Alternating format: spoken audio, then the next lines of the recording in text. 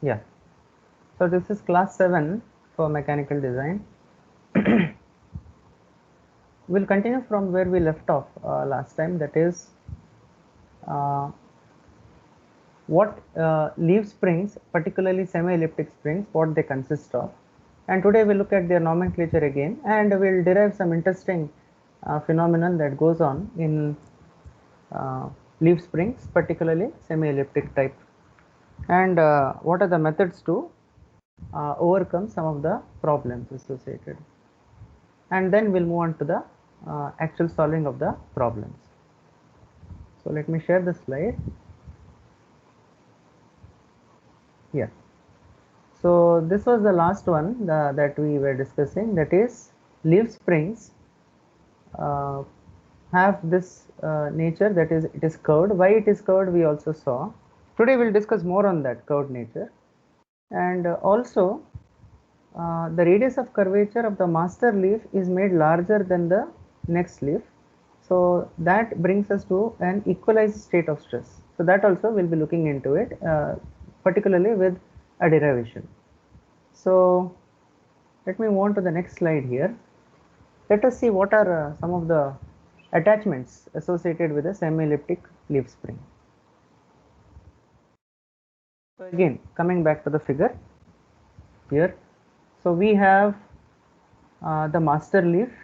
Okay, let me highlight here. This is the master leaf.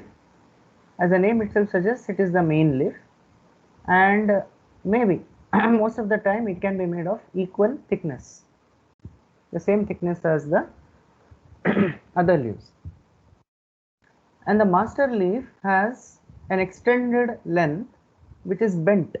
Okay, so this you can see that this leaf is bent at both the sides, and once bent, that portion is called as the eye, the left and the right eye, and this is the part which is fixed to the chassis.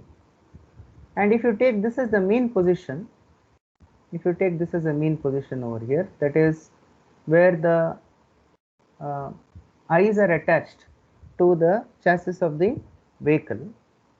Okay, if that is a 0th position, from there is a particular distance. Okay, this distance occurs from here to here. There is a particular distance that you can measure, the perpendicular distance between the reference line, okay, and the first leaf over here, the first master leaf. Okay, and in this position the spring can be told as approximately straight. Okay, it is not under any load, it is not bent. Okay, assume that the load that is acting on the spring is 0. This distance that is maintained under unstressed condition, this is called as camber. Okay, this is called as camber, C-A-M-B-E-R. Okay, so that's definition. The last line is telling you camber, perpendicular distance. Okay, what are the attachments that are associated with it? Okay, so this U-bolt over here is the one, U-bolt along with the center clip. Okay, not only the U-bolt, the center clip is used to pack this all the leaves together, and ensures that they all continue to perform as a single unit. And whatever attachment is there later, for example, if you want to put an axle over here, it is attached to the center clip itself rather than to the individual leaf. So center clip ensures that the leaves are held together by means of a center clip and a U-bolt arrangement. Okay, maybe they are using some hexagonal nuts. Okay, that depends from design to design. But whatever it is, the center clip is going to take up the next load, that is the axle is attached to the center clip itself. It has both the functions. One is to see that the wheel assembly is attached to the spring. Secondly, this center clip and this U-bolt ensures that all these leaves, whatever how many number of leaves are there, they are all packed together and perform a single unit function. Okay. Now we had seen about the master leaf. Along with them, there are two extra full length leaves. So these concepts are important in understanding the derivation later. What are we discussing here? say 2 extra full length leaves are added. Why is that? Why we require 2 extra full length leaves? If I just recap in the previous class where we stopped, okay, so in actual practice, this is one of the slides we discussed that a few more additional full length leaves are added for heavy loads. So to carry heavy loads, the graduated leaves or the lesser length leaves will not be able to take up the entire load. In order to support the master leaf, we attach extra full length leaves. So that is why these 2 full length extra leaves will be coming over here just below the master leaf. The only difference between master leaf and these 2 extra full length leaves is that 2 extra full length leaves will not have an eye. Eye is given only to the master leaf. Okay. Below that, you have the graduated leaves. So what does graduated leaves mean? As the name itself suggests, they are made of a particular length, same material, same thickness, but different lengths. Same material, same thickness, but different lengths, and they are attached one below the other in decreasing order of their lengths. So it becomes smaller here. You see the size difference here. It becomes still smaller here, and the smallest one at the end, just before the center clip is attached. Okay. One more point to be considered here is extra full length leaves are provided to take up the transverse shear force. So transverse shear force, if it exists, the extra full length leaves will be able to take care. If you add material like this, then the transverse shear force is, that is, if it is perpendicular to the screen, okay, perpendicular to the screen, if you apply a force, then that force it will be able to take care.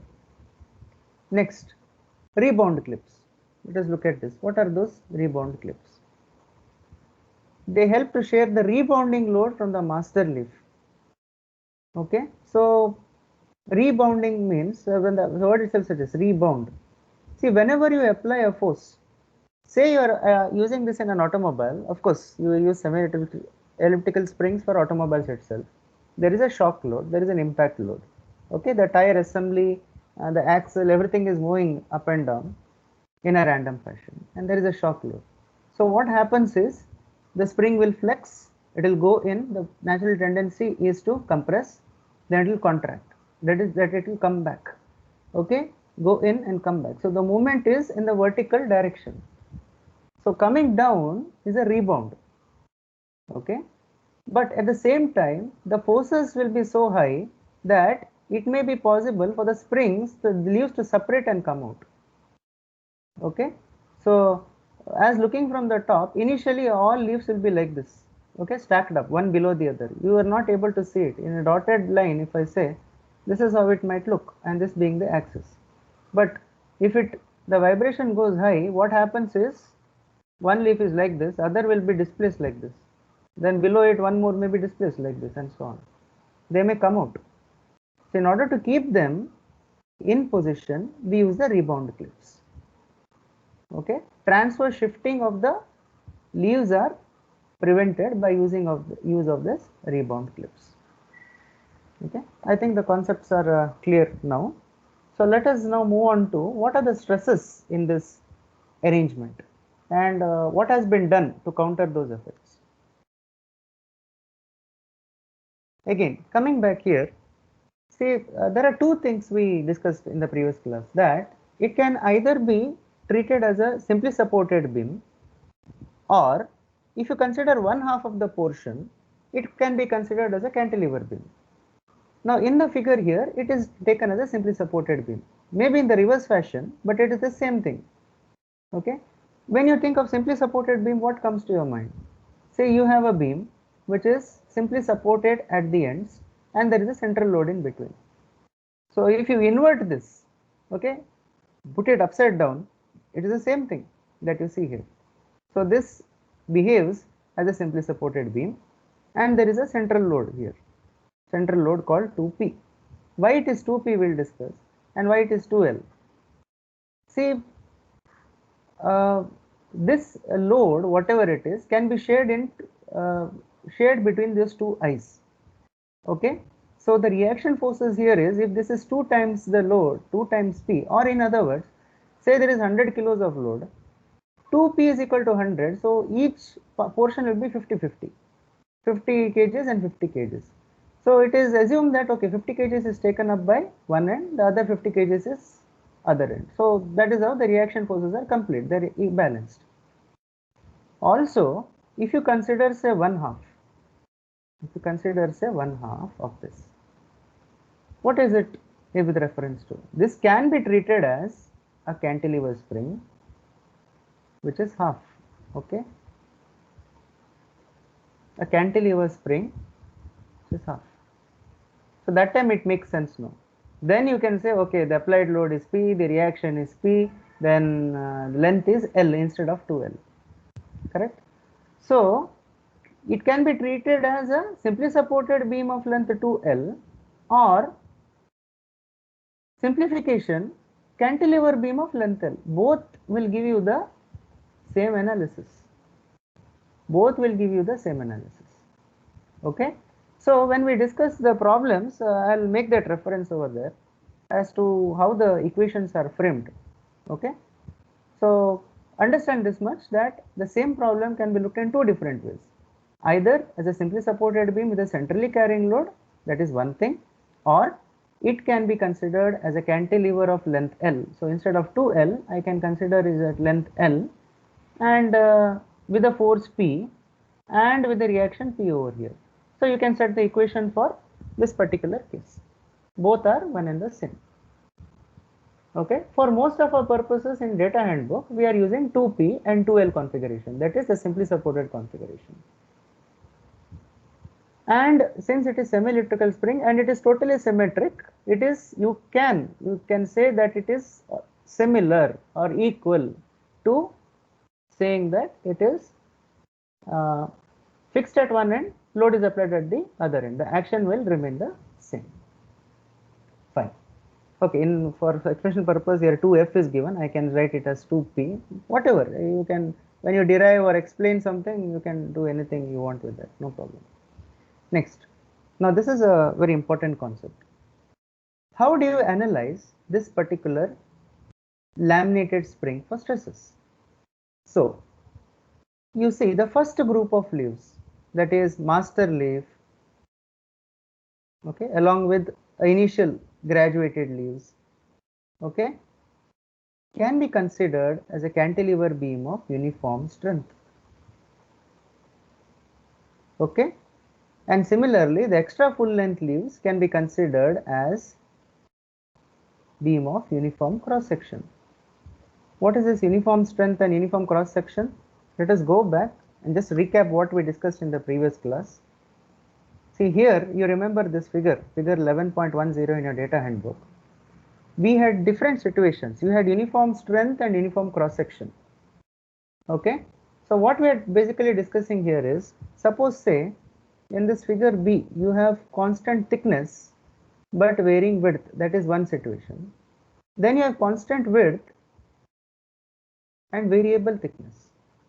So if you consider this closely, what is going on here is that you see this resembles kind of a laminated spring itself. So you can safely say that one part of it, you see a small distance called h2 here. Okay, now of course this is not a multi-leaf spring, this is a single leaf spring, but we'll take this as an analogy. You see that initially here, of course you cannot make it zero thickness here, because zero thickness actually means very high stresses. So what you have to give here is some thickness, and then you can taper it down as long as you keep the width constant. So similarly in laminated spring, the same thing occurs here. So what can we say? The full length leaves here can be taken as a beam of uniform strength, and then it can be of uniform cross section.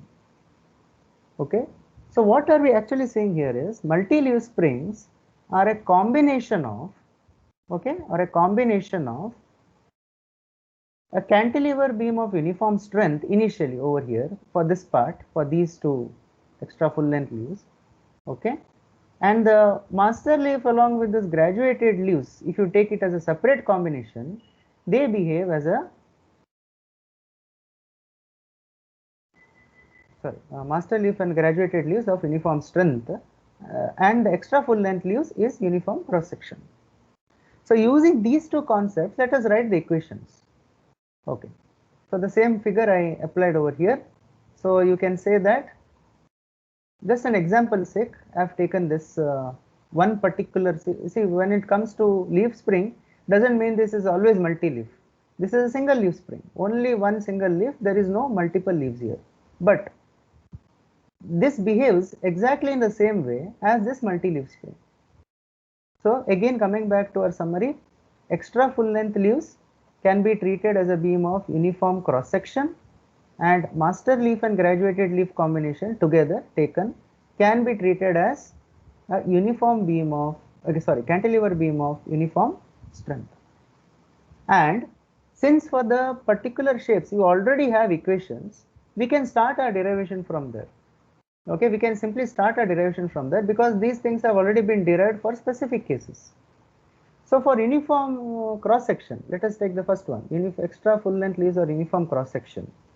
You have the bending stress as sigma b is equal to 6 ffl by nf into bt square, and the associated deflection is 4 f suffix f l cube e nf bt cube.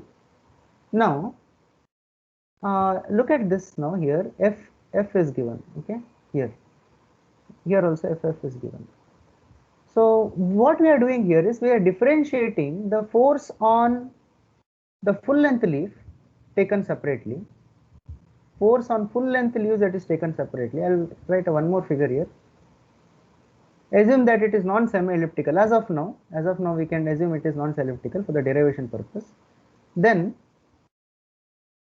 you have graduated leaves. Okay, let me consider this as a half case, that is a cantilever beam.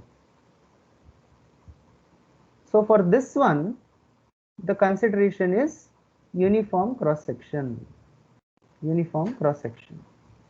and here this is of these leaves take part in uniform strength. Now when you write the equation, you have to consider both, correct? And also ff means force in the full length leaf. One thing we can be absolutely sure, that the full length leaf is given to take the heavy loads, so that means the full length leaves will be taking up some more load, correct? We'll see how much is that. And also the load on the full length leaf ff, okay, I'll write here f suffix f here, is different from the loads on all the graduated leaves taken separately. In other words, ff is not equal to fg because their construction wise it is different. Okay, construction wise they are different. Also, number of full length leaves and number of graduated leaves are different in number. Okay, nf is also not equal to ng, they are not equal. For example, full length leaves may be only 2 or 3 maximum, and g may be even 8, 9 or so. Okay, number ng will be 8 or 9. So these both conditions are true in a multi-leaf spring. Also, when you think about a flat spring, there is already some derivations already done. See, if you go to figure, this is all from your data handbook, okay? All from a data handbook, figure 11.10, last time we referred. For what is this C1 and C2, all those defined tables are, this constants are defined in table 11.9. So for the use in equations 11.27 series, whether it is A, B, C, D or whatever. So for cantilever beam and referring to figure 11.10, you have C1, see whether it is a B type or C type, it is 6, and C2 is also 6. So that is the same 6 here as we have defined here. Okay,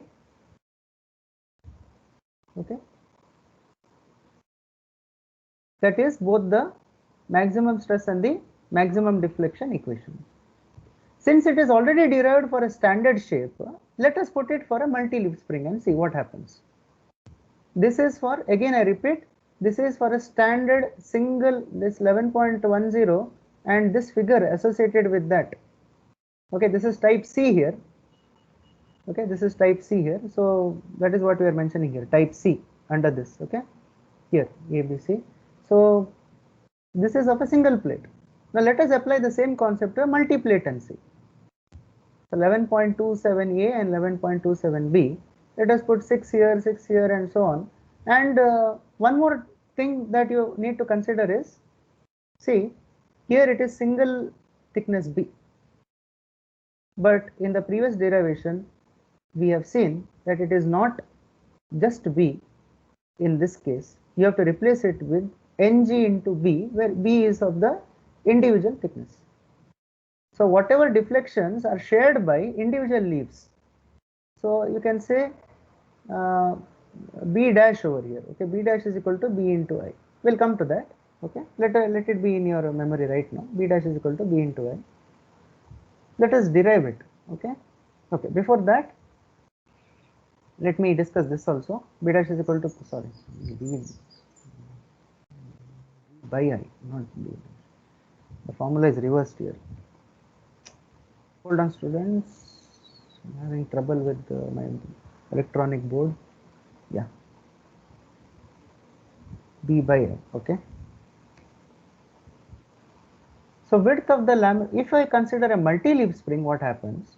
B dash is equal to B by I, and your formulas will get adjusted accordingly. So B is replaced by IB dash, and Y in deflection equation also it is IB dash. Okay, same series 11.28 A, B, C, any formulas associated with multi-leaf spring. So what have we done here? Again, coming back, I'll just recap. It might be a little bit confusing, but let it make it very clear. Uniform cross-section cantilever leaf spring looks like this, and uniform strength cantilever leaf spring looks like this. There are two different types. Now what we are trying to find out is, what is the relationship between stresses in the full length and stresses in all the graduated leaves.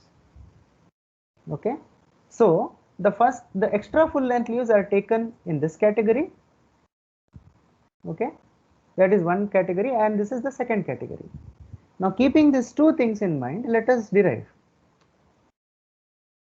If it is for a graduated leaf, which we just now discussed, let us go back. Graduated leaves, we call it uniform strength. So according to uniform strength, okay, let me write here, uniform strength, this is the equation. That this is the equation 1. 6Fg, as I told you, Ff is not equal to Fg here. What is Ff? The force that is taken by the full length leaves, and Fg is the force that is taken by the graduated leaves. Also, one more thing I think I have to define right now, right here. F is equal to Ff plus Fg. That will come later, but still I'll define it right now. This is the total force on the spring, F. It is shared by the full length leaves as well as graduated leaves. So that if it is not equal, and I can say by the application point of view, Ff should be greater also. You can also write that Ff should be greater. How much greater we'll see. Okay, Ff should be greater than Fg. Now coming back, that same formula which I discussed in the previous slide, I into B dash. For more understanding, I am putting I suffix g. So 6Fg L by Ig B dash h square, that is sigma g. Okay. Deflection equation likewise will come to be Fg L cube by 2EI. What is I for this cross section? I is BH cube by 12.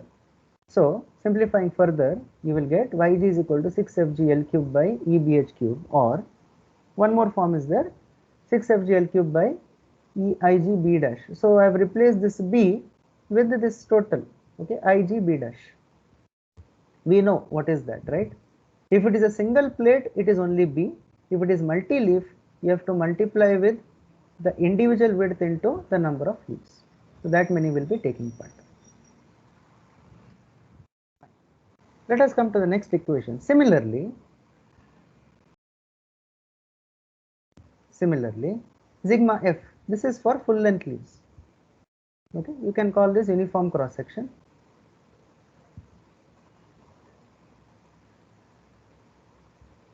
This is not uniform, this is only uniform strength.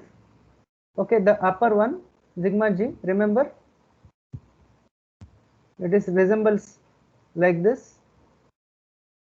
This is resembling same cross section. Okay, so combination of this and this will give you the total response. So similarly, sigma f is equal to 6 ffl by if b dash h square on similar lines. Next, let us look at deflection. This is deflection equation. Deflection equation for full length. Okay, I'll write here full length. Yeah, yf is equal to ff l cube by 3ei, and then yf is equal to 4ff l cube by eif b dash h cube. This is equation number 4. Now, this is a very important concept. Graduated leaves and full length leaves are in parallel. Hence, deflection remains the same. Is it true? As I told you, this is a combination of this one and this one. So it is same as saying, though it might look somewhat to be series, but look at the action. What did we tell ourselves in the previous slide?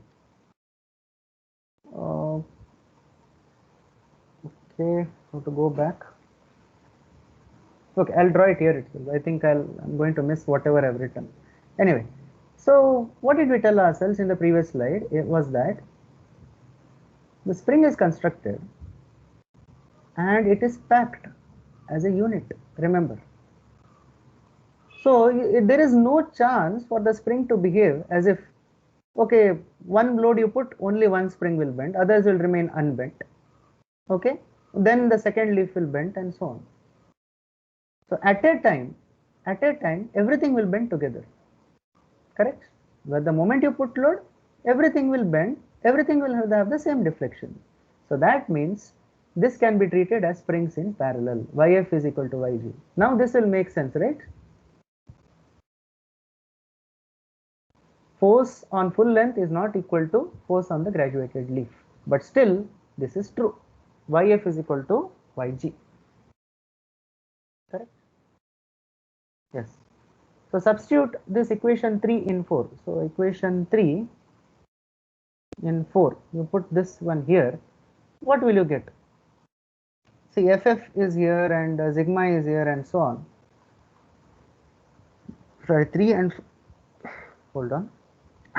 Excuse me. Yeah.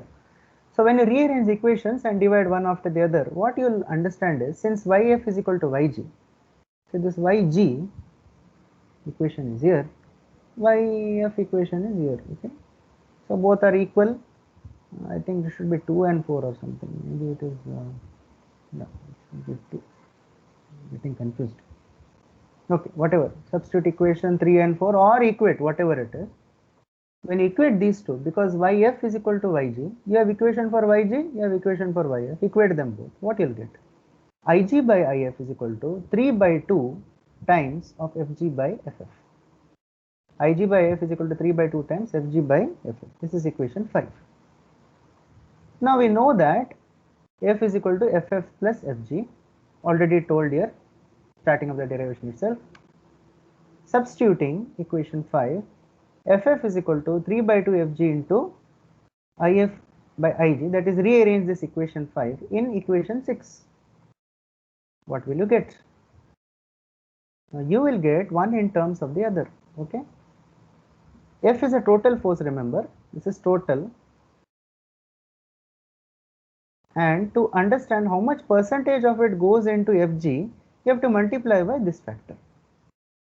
Definitely it is less than F, so total F, total force, okay, total force F must be equal to some percentage, that is, I can say, okay, more than 1 here because this is the reverse way of writing. Now here you can say this is some percentage, Fg is some percentage of the total force F. Okay, you have seen the equation. Let us go to the next step.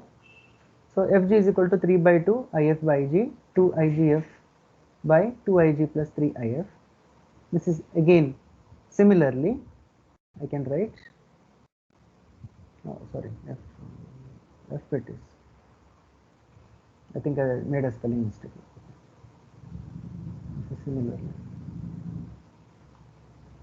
So you have two equations now. It is for Fg and this is for Ff. Substitute back in the stress equations, sigma F equations, stress, okay, stress induced. Sigma F you got one equation, sigma G you got one equation. Now compare this both. When you compare, you see what happens. Denominator is exactly the same, of course, no change over there. But look at the numerator. FL, okay, they are also same, but there is only difference in a number. And how much that difference is? It comes to a major, very important conclusion that sigma F is equal to 1.5 times of sigma G. So in other words, bending stress in full length leaves is 50% more than stress in graduated leaves. Bending stress in full length leaves is 50% more than in graduated leaves.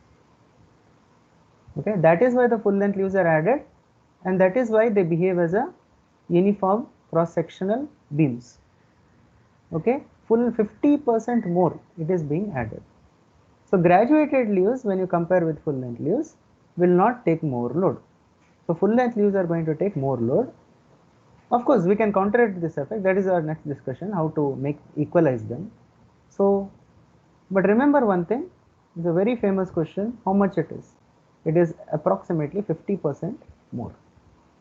Okay, 50% more than in graduated leaves. Okay, very important conclusion. So to explain this, I think I had to take you back and recap some of the things that we had discussed about single plate. Now that we have solved for multi-plate, that sigma F is equal to 1.5 sigma G, let us move on to our next discussion, how to disprove this, or in other words, how to remove this at all. Is there any way to make this 1.5 G into 1.0 G? In other words, sigma F, can we make it equal to sigma G? Yes, this can be done. Now, why this is important? First of all, we should understand the importance of it. Why do you need to make it equal to sigma G? Do we require such a situation? Yes. See, whatever stresses occur in the spring, they have to be equally distributed among all the leaves. That is an obvious requirement. Suppose say one of the leaves gets more weight. For example, say the extra full length leaf gets more weight. The problem of shearing or failing the spring will be much higher. Okay. Industry wise, what we are trying to do, we are trying to maintain springs of uniform thickness. Okay, whatever it is, we want uniform thickness. H should be constant everywhere. Okay, it should be easy to manufacture also, and along with that, we should see that the spring does not fail immediately. Just imagine if there is very high stress, then the full length leaf will fail, then sigma G is not able to take up any load after that, because it has already been designed for something lesser than its design load of a full length leaf. So that is why what we should ensure is, okay, let the full length leaves be as it is in dimension wise, but stress wise we would like to equalize it. Sigma F should be equal to sigma G, and that process is called nipping. So what does this word mean? I think one small point we had discussed in the previous class, we'll discuss it again further. So what you do is, you give it different radius of curvature. Okay, you give it different radius of curvature. So you have a full length leaf here, example, and a graduated leaf below it. Okay, full length leaf and a graduated leaf. So you have a different radius of curvature R1 and this is R2, and in this case R1 greater than R2. Now what is a bending stress due to external load? Suppose say you have only two springs, just for example sake, only two springs. What happens? When you put load here, okay, or say you put load here itself, it is same as putting load here because springs are in parallel, right? Springs are in parallel, so some amount will come here. Obviously more amount will come here. So here the bending stress is, in the unstressed condition, if it is has a radius R1, its radius will still increase. R1 tends to increase, right? R1 tends to increase. Okay, your center may shift over here. So what happens to the spring is, this one plate is like this. It will start to flatten out. It will go to the camber position or the mean position. This is a bending stress. But suppose say if you use a next leaf or graduated leaf for having lesser R, that is R2, where R2 is lesser than R1, and when you bring them closer by a tight clip, what happens? You are applying a opposite bending stress to it. Initial bending stress is like this. You see the combination of what happens. Initial tends to bend it more. Due to the center clip, it tends to bend more. Bending stress to the external load tends to bend it less or tries to flatten it out.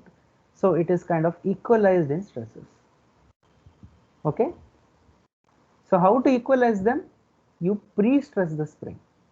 Pre-stress the spring. Equalize by pre-stressing the spring in the opposite direction. So use a clip to reduce the curvature further. Okay, forcing it to reduce the curvature further. Then when you apply the load, those extra forces or pre-stressing will be eased out, giving rise to a lesser sigma, that is a lesser stress spring. And the gap that is maintained between the graduated leaf and the full length leaf is called nip, and the process is called nipping. Okay, so here also we understand what is the use of a center clip. Center clip is the one which will hold everyone together. Also, if there are different radii of curvature, its job is to bring them closer such that the pre-stressing is done. Once the pre-stressing is done, when you apply the final load, that is the actual load or payload of the vehicle, then what happens? The spring will come to its, the sigma will be, it's suppose saying when no load, okay, let me write here, when f is equal to 0, sigma is high, but when f increases, sigma decreases. This is the concept. When there is no load, sigma is high because you are using a center clip, you are stressing it, you are pre-stressing it. But when load is applied, that is a final action, and when once the spring is installed and ready for service, this is the case, load will always be there. Okay, if it is attached in a vehicle, load will always be there. Then what happens? The spring tries to flatten out, the forces balance each other, stress will come down. Okay, and also in the same process, something occurs. Something else also can be taken care of. What is that? Sigma f can be made also be equal to sigma g, so that this 1.5 can be totally erased off. You are bringing sigma f closer to sigma g. So what happens if sigma f equal to sigma g? Sigma f equal to sigma g means that this load, whatever f value you are giving here, is totally shared equally among all the leaves. Okay, so it is not like one spring is highly stressed and other one is lowly stressed. So everything is equally stressed. So that is equalization of stresses. Now on this concept, one more small derivation we'll look into, that is, what is the preload required to close the gap C? Okay, so this is used in your data handbook, that C. So sigma Bg should be equal to sigma Bf. That is what we want, right? Before pre-stressing, you have, so I'll write here, before nipping, sigma Bg is not equal to sigma Bf. I am putting B here because we are totally referring to bending stress, okay? This is a beam you are dealing with. Beams are subjected to bending stress, not axial stress. So graduated leaf bending stress is not equal to graduated leaf that is full length leaf bending stress. And we know that sigma B, I can write, yeah, Bg into 1.5 is equal to, no sorry, this one I think, sigma F is equal to, yeah, correct, sigma Bf. I am writing in the reverse way. After nipping, what happens? This should be your end condition. Both should be equalized. So equate it. Okay, sigma Bg is equal to sigma Bf. So when you equate it, all the like terms will cancel out, and you know this condition also, that graduated and full length leaves will come here and all that. And further substitution, of course this is not so important, that is only the final expression here becomes very important. So nip C, or that is nip is equal to the sum of initial deflection in the full length leaves and graduated leaves. Okay, so initial preload to close the gap, that is one required. That is, in other words, just let me just describe that. You have a bolt here. You have to apply some force in order to keep them together. We know that R1 is greater than R2 is greater than R3 and so on. If you consider any two leaves also, there is some difference in radius of curvature. That means in an unstressed state, you have to bring them closer by means of this clip. So what is this FB or band force that you require, or bolt force that you require? Okay, so the load on the clip bolts to close the initial gap is FB is equal to Ig If F by I by 2 Ig plus 3 If. How did we get this? Because we can get it from the deflection equation. Deflection, the total C deflection or the initial preload is C is equal to delta Gi plus delta Fi. I means initial, G means graduated, F means full. So deflection in the graduated leaves initially plus deflection in the full length leaves initially, that is summation of this, should be equal to the nip, that is some the gap between these two. You can refer in the figure here. This is from data handbook. I am just explaining what is in the data handbook. Okay, so C you got from here. Nip C is the difference of this 2FL by E and B T cube. Okay, maybe the term is different, but the concept is the same. And we are saying that, okay, the load is equally shared, Fi by 2 and Fi by 2 initial. That is, why load is initially shared is, this is not the outer load, remember, this is not the outer load. This is the bolt load. Okay, here this one is the bolt load divided by 2. Okay, that divided by 2 has come here. This is the total bolt load FB. I am referring to this equation. Very similar, this and this. I am just explaining to you how we got there. Okay, load on the clip bolts to close the initial gap. This is a very minor variation. See, this there it is 2F and here it is F. That is because how the equation is arranged. This particular derivation I took from one more source. They have arranged it in such a way that the whole load they have used. That is the difference between using a cantilever or a simply supported type. So in your data handbook, all loads are 2F. Say for example, there are 10 tons, example 6. This 10 tons is taken as 2P or 2F. Okay. Here what they have done, they have taken F as 5 tons. Okay, here F is 5 tons, like that. So this concept will vary from data handbook to data handbook and from textbook to textbook. So that is why be careful with this. You follow one nomenclature. Once data handbook nomenclature is there, follow only that. Don't mix between these two.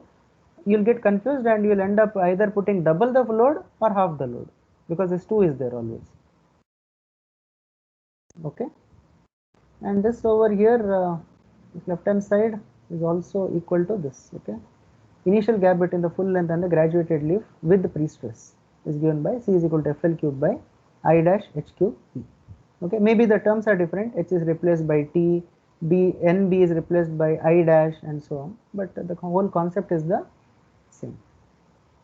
And the more interesting thing is, after it is stressed, if you calculate what is sigma F and sigma G, both are one and the same. Why? Because they are pre-stressed, or also called equalized.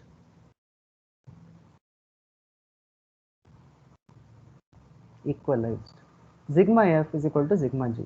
And how the equation comes, you see, 3FL by IB dash H square. So very important. When you read the problem, you should be able to make out whether it is equally stressed or not equally stressed, and then use the appropriate equations for this. Fine, I think things are clear right now. Further on this, I think we can discuss when the problems will go on. Okay, so take down this problem, students. First one, I'll give you 1 minute to copy.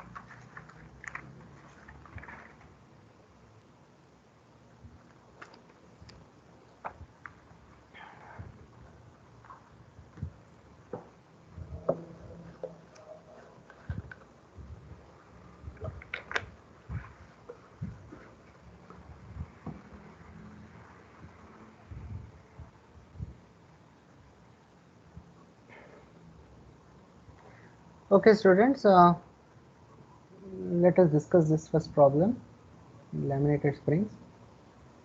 So when the problem starts, you have to make out which spring it is. It says design a truck spring to carry a central load of 6000 newtons.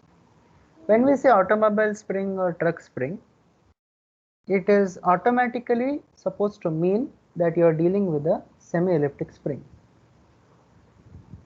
Okay, unless mentioned that it is flat or it is only a simple type of multi-leaf spring, non-semi-elliptic. Only when such words come, then you are supposed to use that. Otherwise, when the automobile spring is mentioned, simply take it as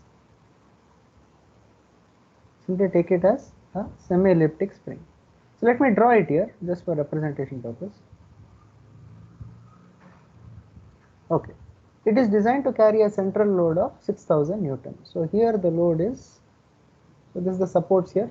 Let me draw it as if you are looking at the vehicle itself.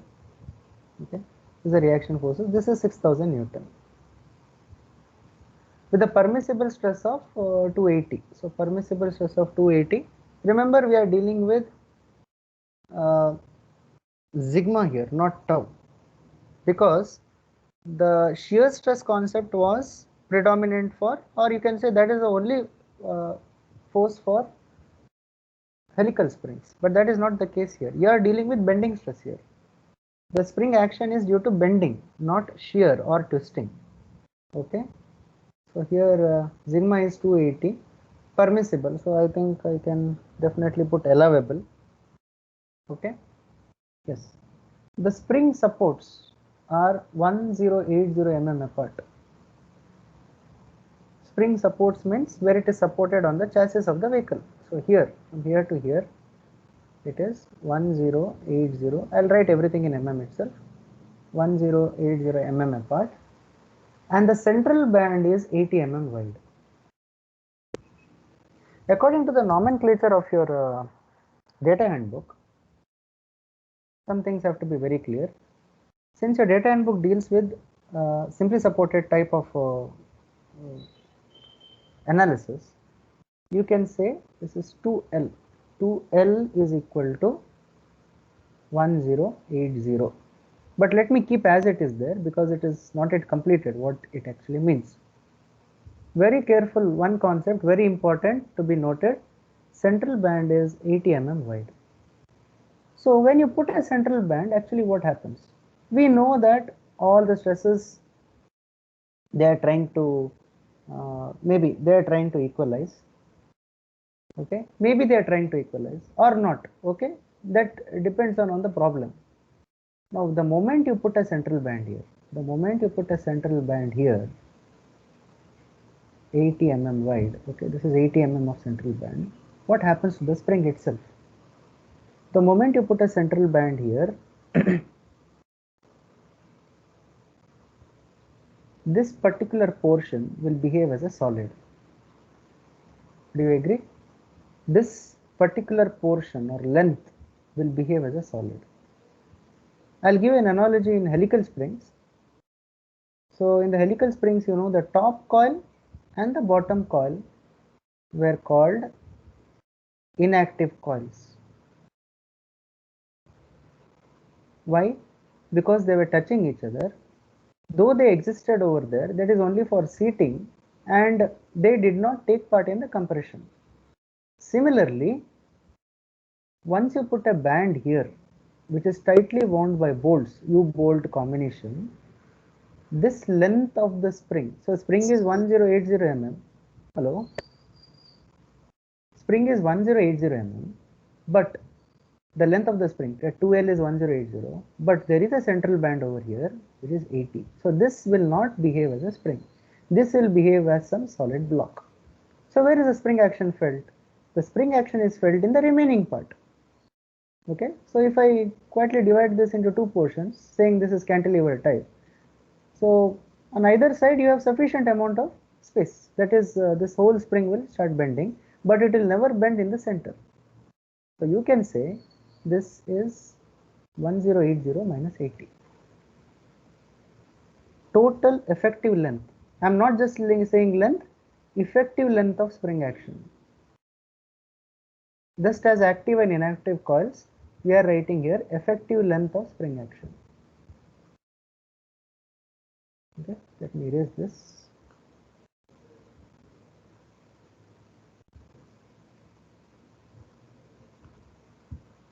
Yeah, so effective length 2L is equal to 1080 minus 80. So you will get 1000. Okay, L will be 500. Okay, so 2L is given, you have to adjust accordingly. This is 6000. So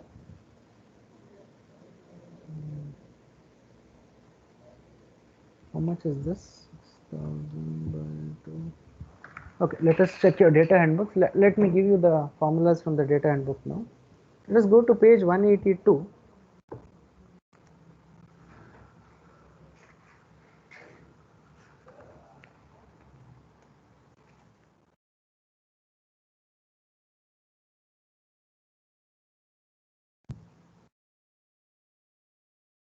Yeah, in 182 there are different categories of formula here. The stress in full length leaves, the stress in graduated leaves, the deflection of the spring, and so on. So semi-elliptic spring, there is one more category. So we are dealing with semi-elliptic. I think 11.31 we can start with those analysis. Some other things that we have to understand is ratio of the total depth to the width of the spring is to be 3. What is this meaning? Sometimes it is given like this, the total depth to width ratio is given.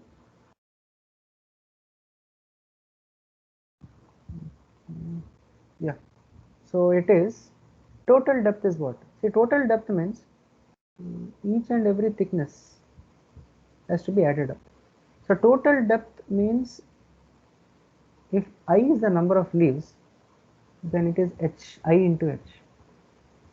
This is the depth of individual spring, individual leaf, and we assume that all leaves are individual depth, that is same depth or same thickness, divided by width b. Okay, width b is constant for everything, so this must be equal to 3. In this case, in your data handbook, it should be written as b dash, because b dash is for individual leaf. Okay, I into h by b dash is equal to 3. Next, the spring has 12 number of leaves, out of which 2 are full length, extra full length leaves. So total I is 12, out of which full length means IF must be equal to 2. Therefore, if total is 12 and IF is 2, then IG will be equal to 10. Correct? From this you can immediately understand that IG, number of graduated leaves, must be equal to 10. Okay, let us come to this I into H. Anything is given regarding the, yeah, no, okay, fine, nothing else is given. And we can write this I is 12 here. So what we'll write whatever we know. So 12 into H by B dash must be equal to 3. So B dash is equal to 4 times H. So this is one conclusion we can make. We can make use of this informally. Okay, L is 100.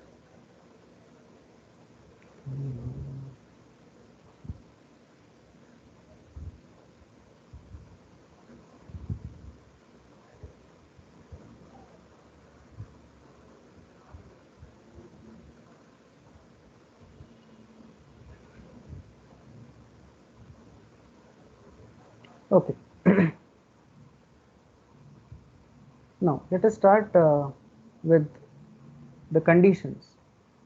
The conditions here tell us that, say, there is no pre-stress here.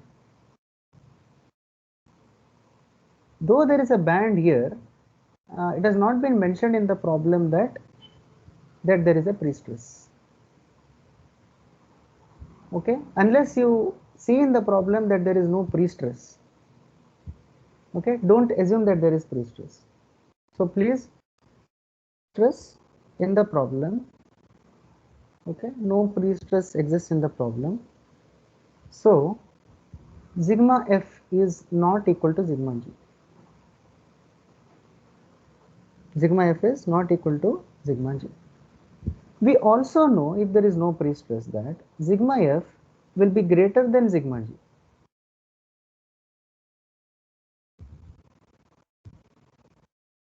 Correct? Greater than sigma, not equal and also greater. And we saw from the derivation that sigma f is how much? 1.5 times sigma g. Now, when you say design, we know that if you design for something of a higher quantity, then the lower quantities are automatically taken care. Okay, so what you have to concentrate on now, since sigma f is already 1.5 times sigma g, or 50% more, we can say that you design only for sigma f, because the rest of the properties remain the same. Okay, use sigma f if you design properly, then sigma g is automatically taken care, because they all share the same h and same b dash. And anyway, even if you put stress on that g, it will be 50% lesser than sigma f. So design only for sigma f. So equation number 11.31a, page 182. Okay, page 182. So according to this figure of 11.4f, I think there is a little bit of confusion here, but let us go with this. Sigma f is equal to 9fl by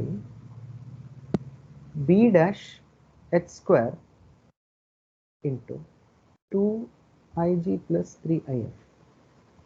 Now how much to put? What are the quantities now? I have not mentioned anything of the 6000 Newton load directly, but actually this equation is so adjusted, okay, this 9 and f is so adjusted such that f you have to put directly in this equation, okay. F is, please make note of this, in this equation you have to put f directly, 6000 Newton, okay. The equation is kind of adjusted over here. If you want me to go back, I'll just go back. See here, you remember this, in full length leaves with no pre-stress condition, we took it to be 18 FL, okay, considering that F is half, okay. So 9 FL means you have to take it full now in this. So 9 means you have to take it full. In the derivation itself we discussed that it is 18 FL. So here it is actually full length, okay. So that means full you have to take 6000 Newton. So with this in mind, your equation will become 9 into 6000 into L is 500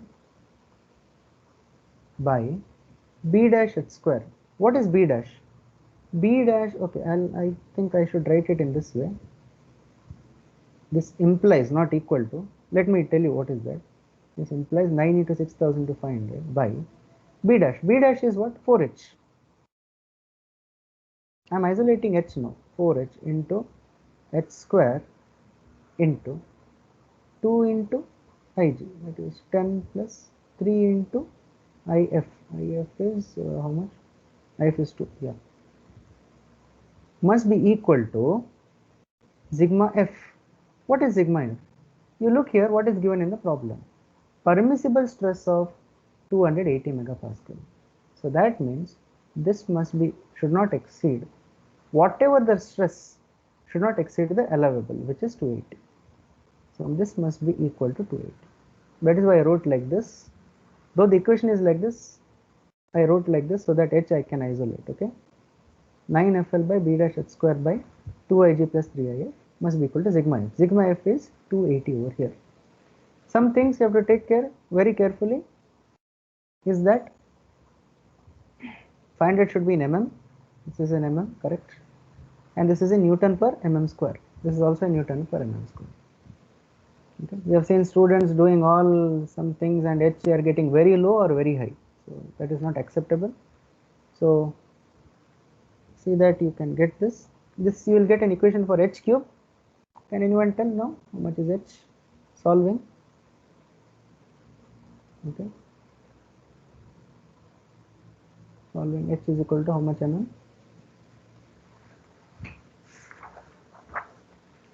9.75. Yes, correct.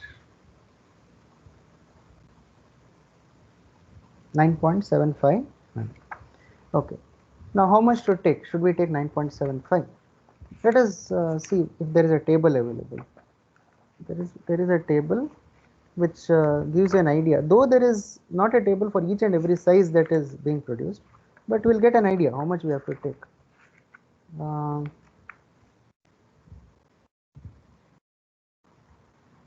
Yeah, we can go to write the table number here. Table 11.10a on page 198.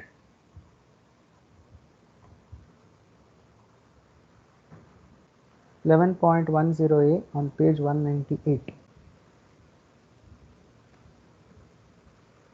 Okay, according to that, what are we dealing with here? See, we are dealing with h. H means thickness. This is what? This is thickness. Okay, so according to this, h should be taken as 10. 10. Correct. Okay, I'm not able to write in this part, so I'll write it like this. Yeah. So we got one of the dimensions, h is 10. If that is the case, then b dash can be written as 4 times h, which is 40.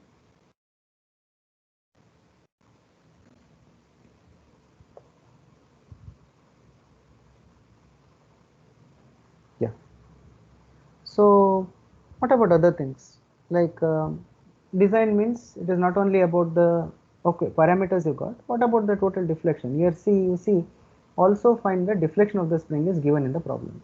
Also find the deflection. So I'll go to the deflection equation, but before going there, you will require one more table, that is material property. You require Young's modulus.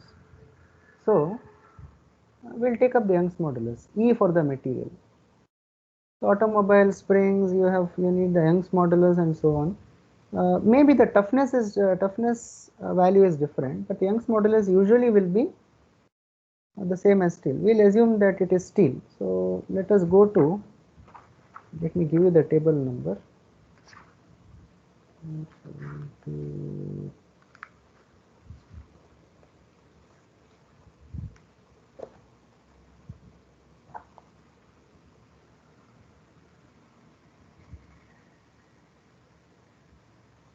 Okay, there are many steels, but usually their value comes to around 207 GPa.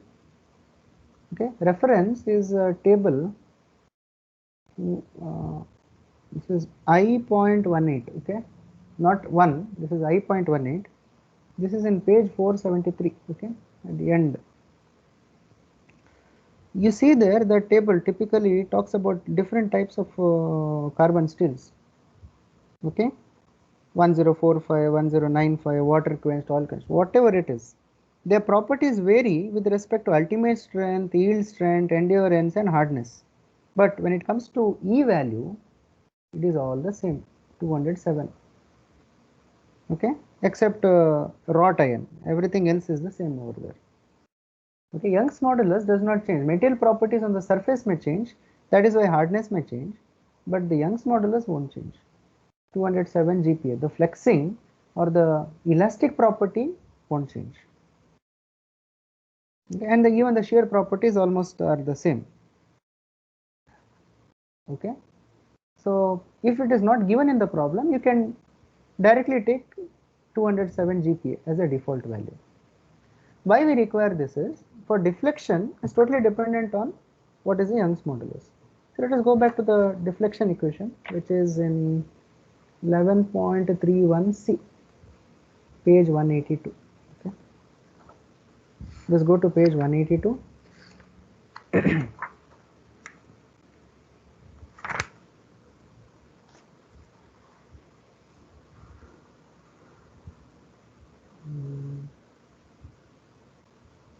Y is equal to 6FL cube by B dash H cube E 2IG plus 3I. So substitute there. Again, this is 6000. L is 500 cube by B dash is 40. This is 4 cube 207 into 10 power 3. You are substituting in Newton per mm square. 2 into Ig. Ig is 10 plus 3 into 2. It should give you around, let's check the values. Okay, 20.9 mm.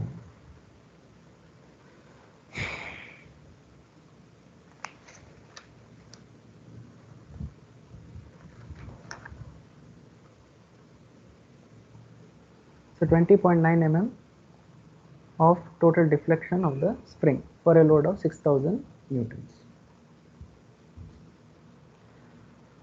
Okay, so now you understood many things, like what is importance of effective length, why you have to close the why you have to not select the portion under this.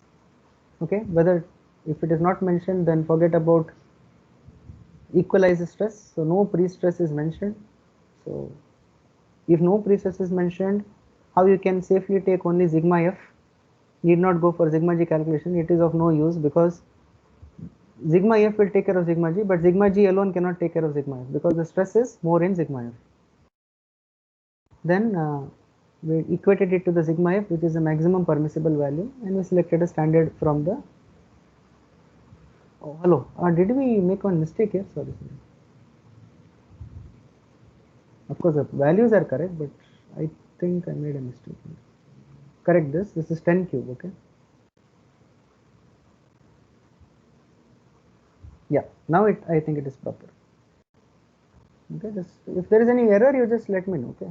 In writing, sometimes in a hurry, some problems may occur. Yeah. So then we selected from the standard table. We went and fetched that value, adjusted the thickness and the width value. This is of the width of the individual leaf B dash. Okay. We properly calculated total number of leaves, full length is 2, then the remaining should be graduated and so on. And more importantly, the ratio of the total depth to width of the spring to be 3. So this part is also very important. Okay, what is asked in the question. Sometimes they'll directly give each and everything, but sometimes it is like this. Ratio of the total depth. Total depth means addition of individual, adding everything. This is h, then second h, then third h, and fourth h, and so on. So now in general, this is I into h, total depth. To width. Width is b dash. B dash is the same everywhere. Okay, if you say this is the plate, let me draw it in 3D and show you if you are getting confused.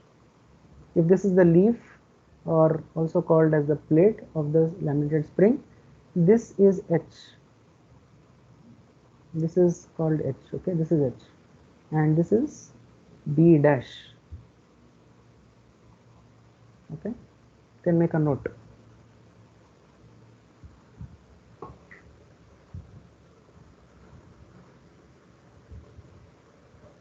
So load acting like this. Okay, perpendicular, transverse. Yeah. So let us go to problem 2. You just write down, take down the statement.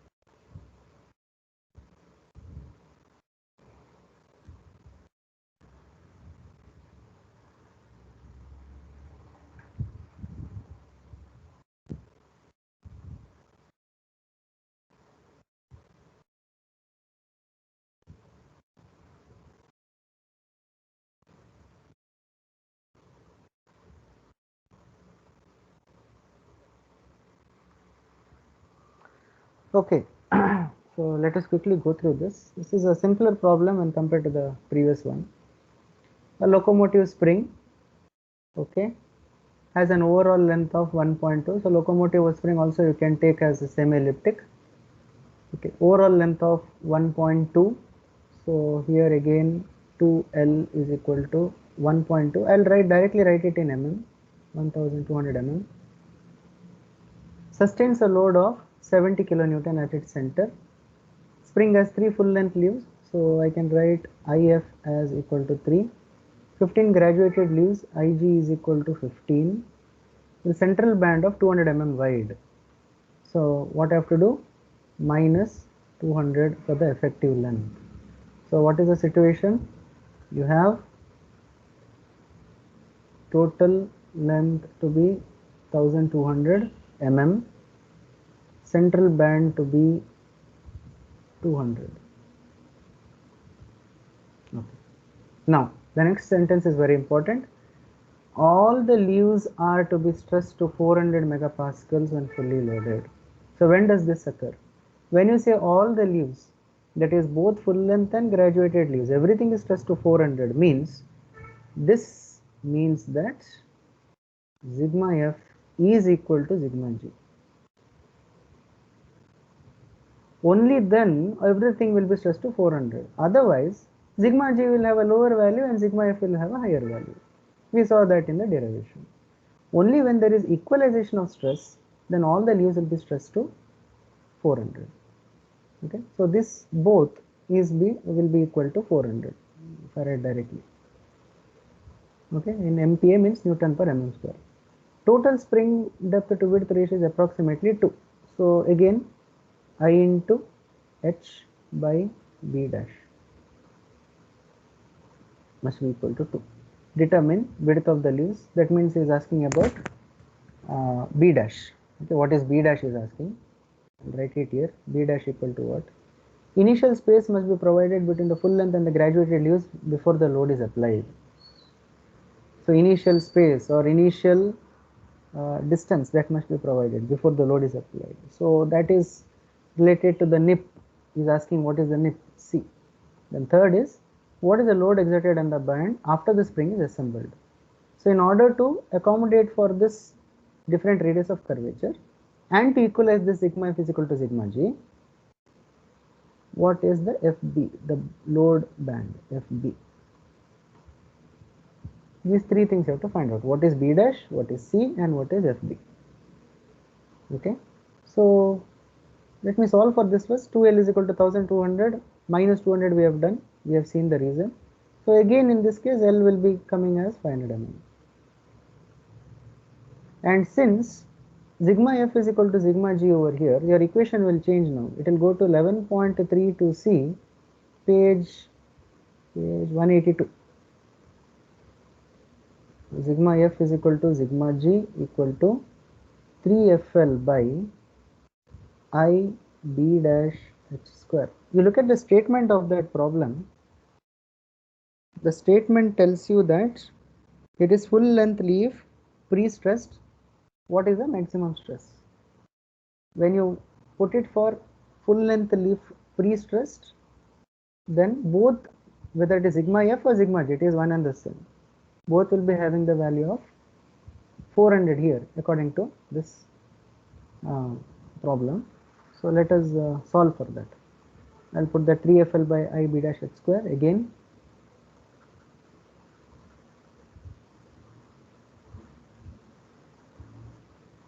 B dash h square will be equal to 400.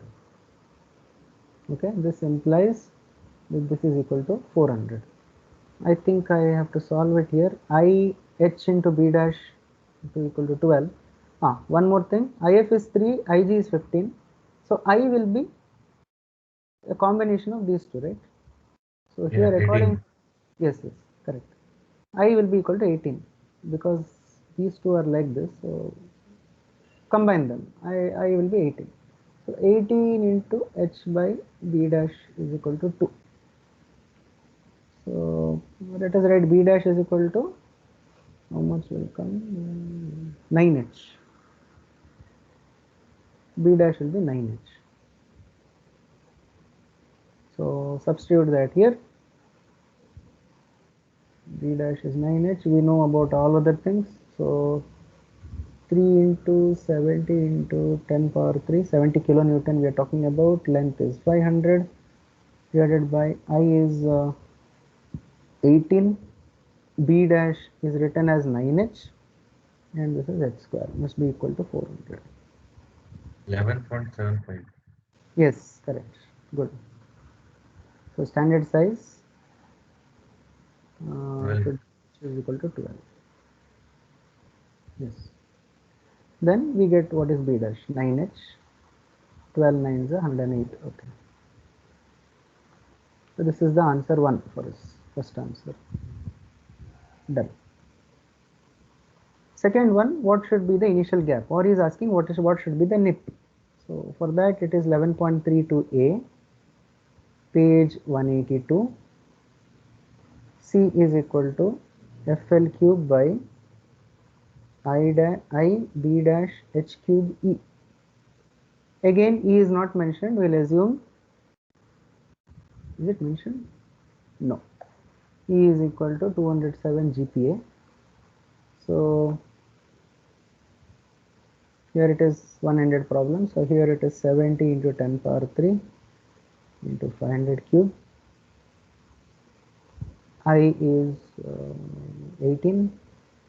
B dash is 108. H cube is 12 cube into 207 into 10 raised to 3. sir, in data into B dash is not given. Is it missing?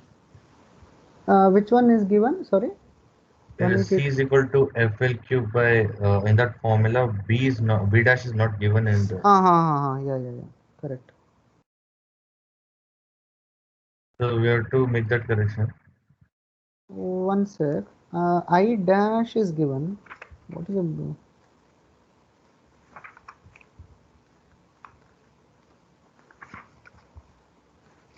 What is the definition of I dash here? What they have defined, because we have taken I into B dash. Yeah, you make that correction. Yes, it should be,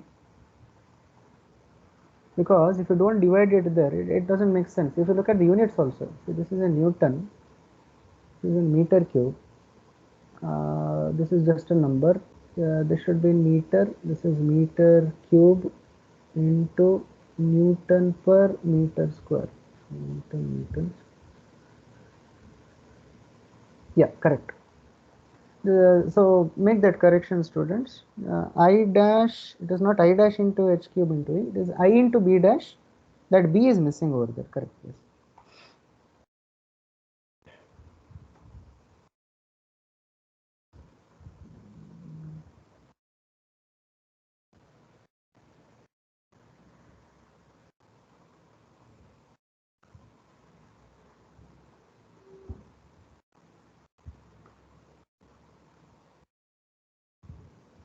So this will come out to be around 12.5.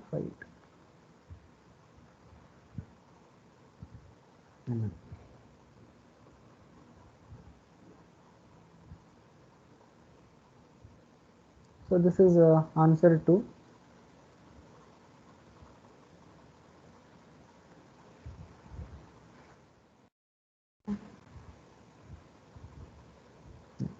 The third one is, what should be the load applied on the bolt to close this initial gap? So that is again a ready equation for us. FB is equal to IG IF E by I 2IG plus 3IF. So this is 11.32B, page 182, directly given. So it is 15 Ig, then this is 3 into 207 into 10 raised to 3 by, this is 18, 2 into Ig is 15 plus 3 into 3.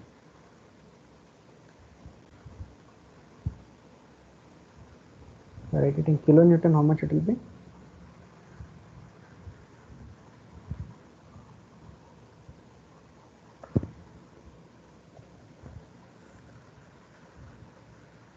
Oh, sorry.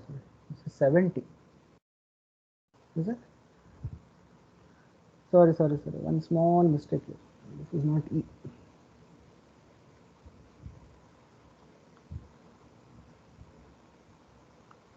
This is 70 into 10 power. So this is F.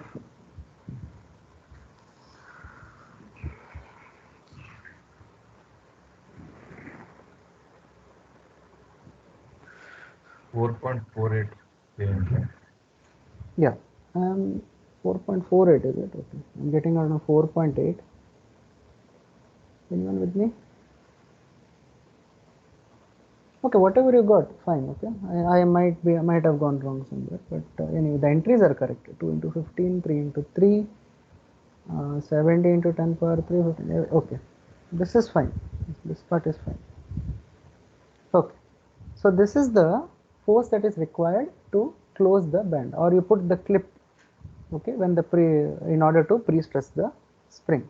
Why that much force is required? Because we know the radius of curvature is different. So in some cases pre-stress will be mentioned, you have to take pre-stress. Sometimes it will not be mentioned. So you can assume that the pre-stress does not exist over there. Even though the clip is there, that may be only to hold the leaves together, not to purely apply the pre-stress. When all the radius of curvatures are same, then obviously there is no pre-stress. Okay, because you don't have to turn or twist or force anything to bend or move back. Okay. So today's concepts I think are clear, very important to solve problems and understand. The most important concept that bending stress in full length leaf is 50% more. So once you design for that full length leaf, then the graduated leaf is already automatically taken care. We saw the importance of nipping, that is how that gap is maintained and then closed. Okay, and how that R1 and R2 will affect the final stressing of the spring. Okay. And we also saw some of the expressions as to how if you want to equalize the stress, what is the load on those bands that you have to put, and what will be the initial gap between those uh, full length and graduated length leaves. And also we saw what is the importance of cancelling out the central band. Okay, it is as if that portion of the leaf spring is totally inactive. So effective length should be calculated for the part of the spring which can take part in the suspension action. Okay.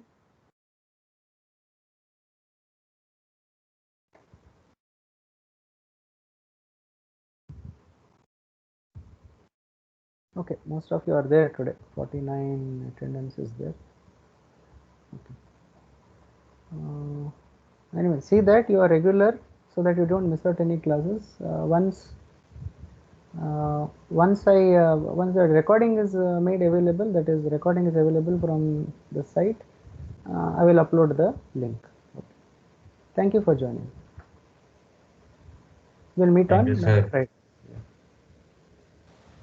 Thank you, sir.